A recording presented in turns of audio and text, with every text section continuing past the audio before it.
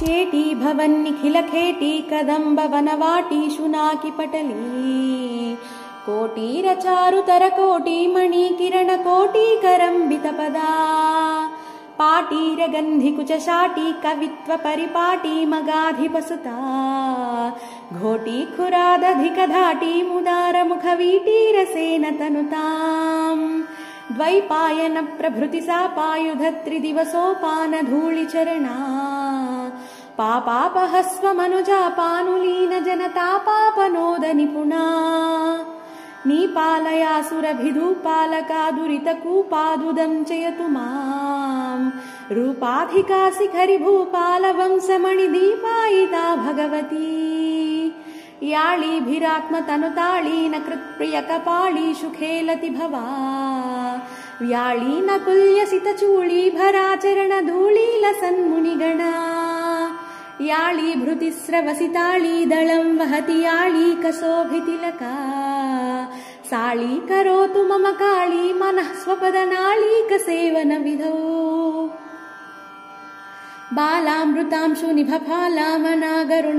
बालामृतांशुनिभफालामनागरुणचेलानितम्बफलके कोलाहलक्षपितकालामराकुशलकीलालशोषणरविः स्थूलाकुचे जलदनीलाकचे कलितलीला कदम्बविपिने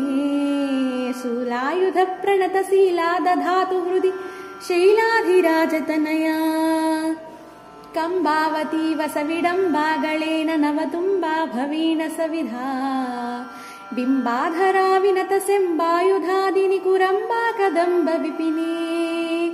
अम्बाकुरंग मदजम्बालरोचिरिहलम्बालकादिशतु मे सेम्बाहुलेयसि बिम्बाभिराममुख सम्बाधितस्तनभरा दासायमान सुमहासा कदम्ब वनवासा कुसुम्ब सुमनो वासा विपञ्चीकृतरासा विधूत मधुमासारविन्द मधुरा कासारसूनततिभासाभिराम तनुरासारसीतकरुणा नासामणिप्रवरभासा शिवातिमिरमासादयेदु परतिम्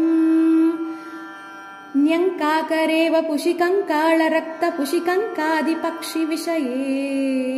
त्वं कामनामयसि किं कारणं हृदयपङ्कारी मेहि गिरिजाम् शङ्काशिलानिशितटङ्कायमानपदसङ्कासमानसुमनो झङ्कारी भृङ्गततिमङ्कानुपेत शशिसङ्काशवक्त्रकमलाम् जम्भारि कुम्भि पृथुकुम्भापहासि कुच सम्भाव्यहारलतिका रम्भाकरीन्द्रकरदम्भापहोरुगतिडिम्भानुरञ्जितपदा शम्भा उदार परिरम्भाङ्कुरत्पुलकडम्भानुरागपिशुना शम्भासुराभरणगुम्फा सदा दिशतु शुम्भासुरप्रहरणा दाक्षायणी दनुज शिक्षा विधौ विकृत दीक्षा मनोहर गुणा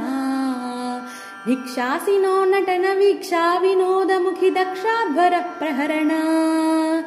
वीक्षां विधेहि मयि दक्षा स्वकीय जनपक्षा विपक्ष विमुखी इक्षेस सेवित निराक्षेप शक्ति जयलक्ष्म्यावधान कलना वन्दारुलोक वरसन्दायिनी विमलकुन्दावदातरदना बृन्दार बृन्दमणि बृन्दारविन्द मकरन्दाभिषिक्तचरणा मन्दानिला कलित मन्दारदामभिरमन्दाभिराम मकुटा मन्दाकिनी जवन भिन्दानवाचमरविन्दासना दिशतु मे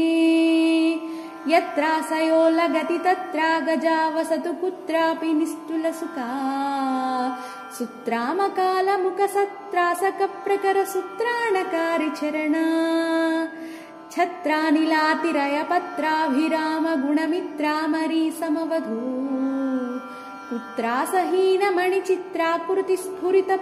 पुत्रासहीनमणिचित्राकृतिस्फुरितपुत्रादिदाननिपुणा कूलातिगामि भयतूलावळिज्वलनकीला निजस्तुतिविधा कूलाहलक्षपितकालामरीकुशलकीलालपोषणनभा स्थूलाकुचे जलदनीलाकचे कलितलीला कदम्ब विपिने शूलायुध प्रणतिशीला विभातु हृदि शैलाधिराजतनया इन्धानकीरमणिबन्धा भवे हृदय बन्धावतीव रसिका सन्धावती भुवन सन्धारणेऽप्यमृत सिन्धा उदार निलया गन्धानुभाव मुहुरन्दाळिपीत कचबन्धा समर्पयतु मे सन्धाम भानुमपि रुन्धानमासु पद सन्धानमप्यनुगता